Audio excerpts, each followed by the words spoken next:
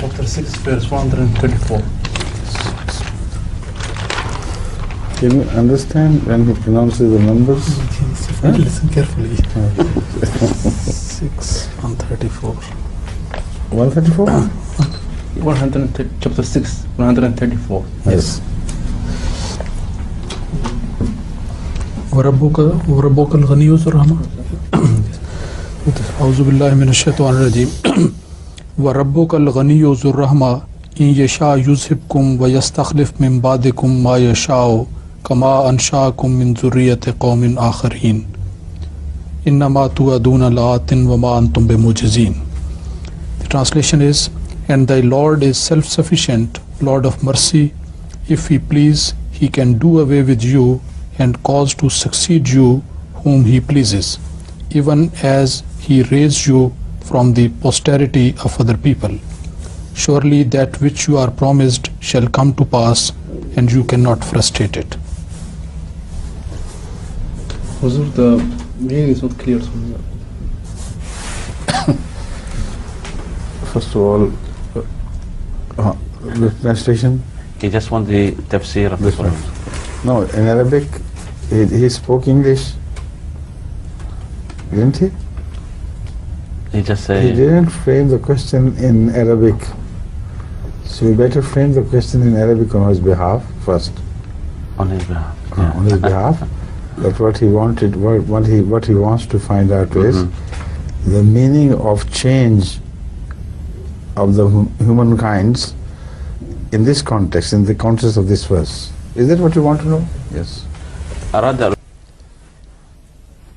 There are many verses with similar subjects of discussion, but they have to be minutely studied and categorized, because they all do not mean the same thing. There are different types of changes which are possibly affected in man. I mean, God refers to changes he will bring about in relation to man in different categories. First of all, the change which will be brought about in the life after death. About that, the Holy Quran says, وَنُنْشِئَكُمْ فِي مَا لَا تَعْلَمُونَ وَلَا قَادِرِينَ. वो आयत पढ़ें. Allah has full power and has the full know-how. Qadirin also means that. Allah knows how to do it, and Allah has full power to do it, that He may raise you into a people, into a form, of which you have no idea whatsoever. So this is a recreation of God after death. Then Allah speaks many times in the Quran of changing a people, by changing a people by another people, not into a new form of life, but a people who rejected Prophet Noah were replaced by another nation, and those who rejected Abraham were also wiped out and replaced by other people, and so on and so forth. This style of the Quran continues from the time of Noah onwards, where you read that when they rejected, God removed them and brought about others who inherited the earth or the lands to which earlier people, which the earlier people had possessed. So this is the second type of change which is to take place here in the world, which is mentioned in so many verses of the Quran. There is a third type of change which does not relate to change of one generation by another generation. That change relates to the species of human beings to be wiped out and a new species to be brought instead, who would be better equipped than mankind, who, after they have become finally totally sinful, would be destined to be destroyed altogether. This is which relates. This is the comments I have made. They relate to all such verses which speak of a change in man, in generations, or in the species. In this context, if you read it again, we'll see whether a change of generation is meant or a change of species is meant. So I would require the Imam Sahib to read the verse again. The same verse. أعوذ بالله من الشيطان الرجيم وربك الغني ذو الرحمة إن يشاء يذهبكم ويستخلف من بعدكم ما يشاء كما أنشأكم من ذرية قوم آخرين. This verse stands in between the two possibilities. This verse does not clearly speak of a new khalq, but this can be interpreted as that. Show me. The same. Others bhi nikale.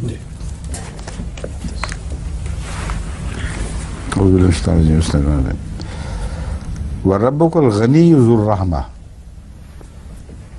God does not depend on anyone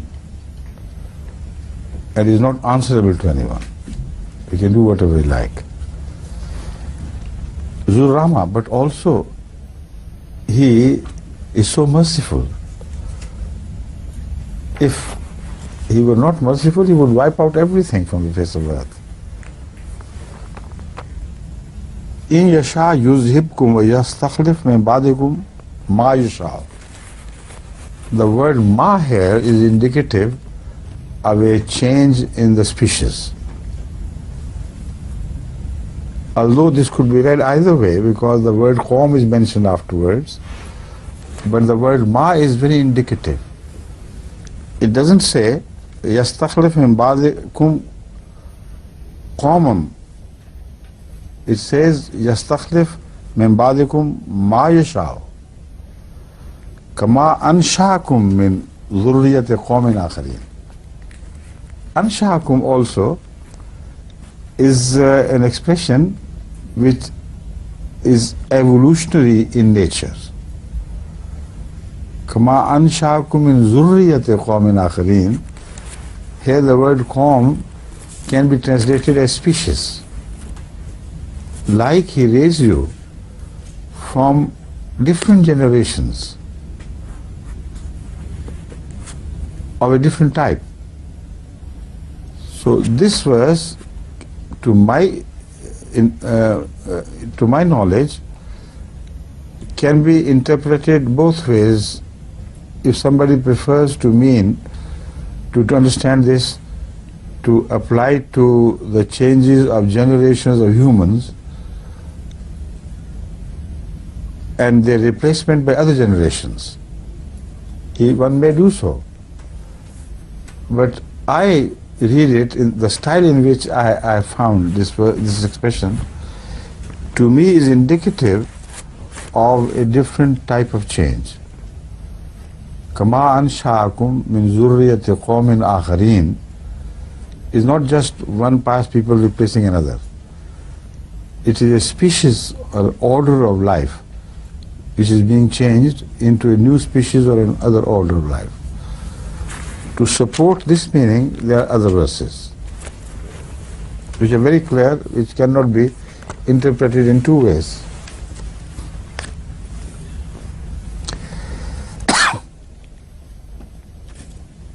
No, not this.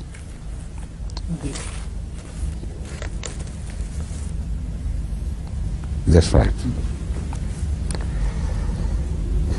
Wallah, again the word ghani is used in this context. You see, this ghani attribute is specifically related to this change. Allah is not dependent on mankind. If mankind thinks that Allah is dependent on them for his memory and things, let them forget about it. وَاللَّهُ الْغَنِيُّ وَأَنْتُمُ الْفُقَرَاءُ وَإِن تَتَوَلَّوْا يَسْتَبْدِلْ قَوْمًا غَيْرَكُمْ ثُمَّ لَا يَكُونُوا أَمْثَالَكُمْ وَمَا قَدَرُ اللَّهِ حَقَّ قَدْرِهِ وَالْأَرْضُ جَمِيعًا قَبْضَتُهُ يَوْمَ الْقِيَامَةِ not this हाँ ये सिर्फ एक आयत नहीं और आयतें हैं इससे भी ज़्यादा क्लियर है। यस्तबिल कौम गैरकुम वला तज़ुर्रुहु शैअन।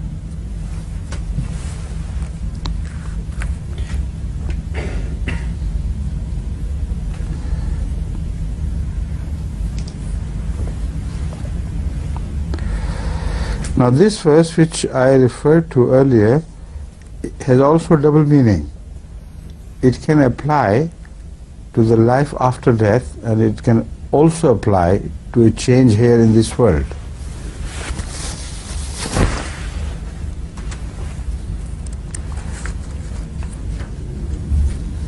I'm talking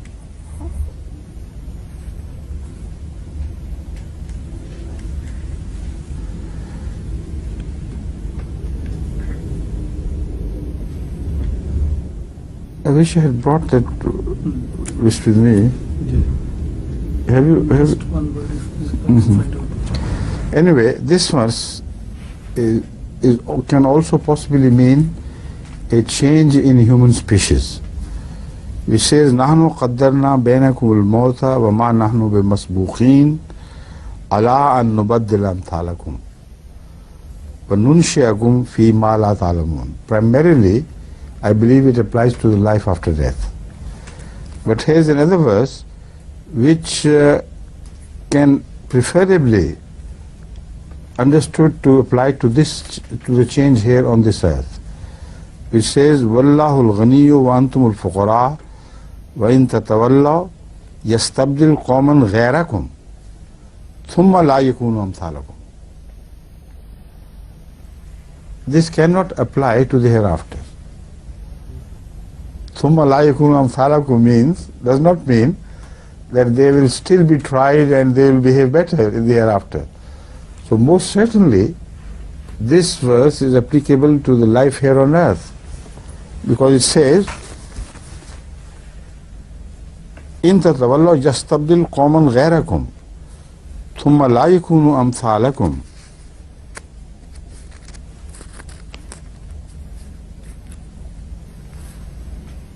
But the verse which I have in mind is not yet before me, no. I have another verse in mind which I have mentioned in the book which I am writing nowadays, which will be published soon, inshallah, which is very categorical on this issue.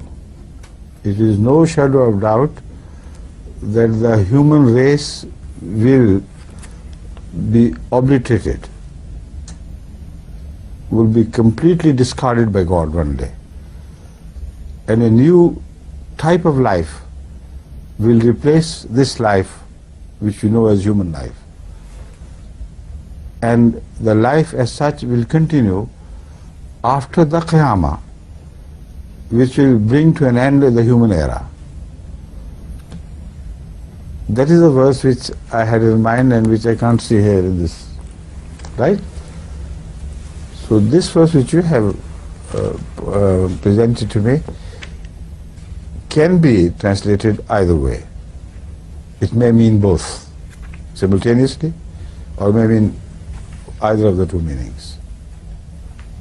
Please. The verse which I had in mind, which cannot be interpreted in any other way, but only to indicate that the mankind will be finished and a new creation will be born. إِن يَشَاءْ يُذْهِبْكُمْ وَيَأْتِ بِخَلْقٍ جَدِيدٍ. This is the verse which I had in mind. أَلَمْ تَرَ أَنَّ اللَّهَ خَلَقَ السَّمَاوَاتِ وَالْأَرْضَ بِالْحَقِّ إِن يَشَاءْ يُذْهِبْكُمْ وَيَأْتِ بِخَلْقٍ جَدِيدٍ وَمَا ذَلِكَ عَلَى اللَّهِ بِعَزِيزٍ. So mankind should not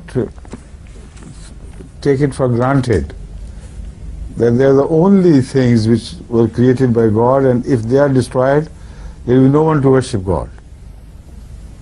Here it says, if Allah so desires, He will completely wipe you out. And yate bi not bi qawmin, yate bi khalqin jadid. See?